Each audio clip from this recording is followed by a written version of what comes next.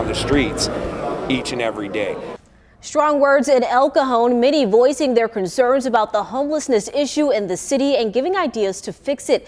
Thank you for joining us. I'm Nia Watson. The city hosted the second out of 4 town halls to get community input. You just heard from one man who says people should take a different approach to tackling homelessness. If I have somebody living in my house and they're doing drugs and I know there's a possibility they're going to die in my house, am I going to allow that to happen? No. And I don't think any reasonable person would. And as a community, we have to have that same mindset to help those people get into programs to save their lives. And that's just one perspective on it. ABC 10 News reporter Natalie Chuck was there listening to other opinions on this topic. I'm not going to lie to you and tell you that this is an easy problem to fix. A blunt message from city council members at the second in a string of community workshops aimed at addressing homelessness in El Cajon. So you're saying Santee doesn't need to be cleaned up, Lakeside doesn't need to be cleaned up, Escondido doesn't need to be cleaned up, Encinitas doesn't. People attending the meeting were handed this survey and sat down at these tables to discuss their concerns when it comes to homelessness. And I got the chance to join in on the conversations. And on a scale of 1 to 10 for you, how big of a problem is homelessness in El Cajon right now?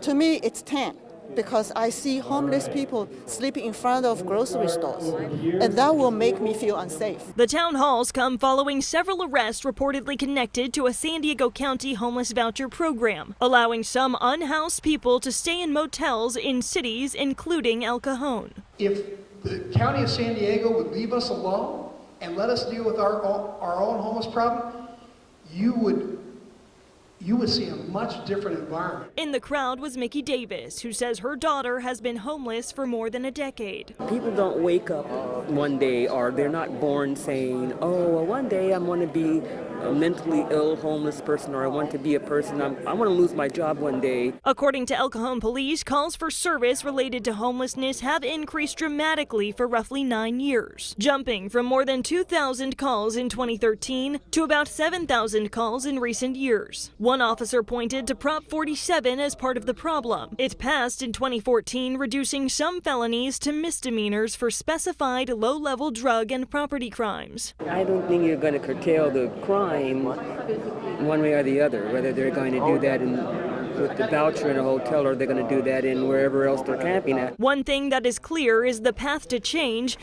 will be an uphill one. We need the regional partners. They can't just keep sending people to El Cajon and say that's their problem. Natalie Chuck, ABC 10 News.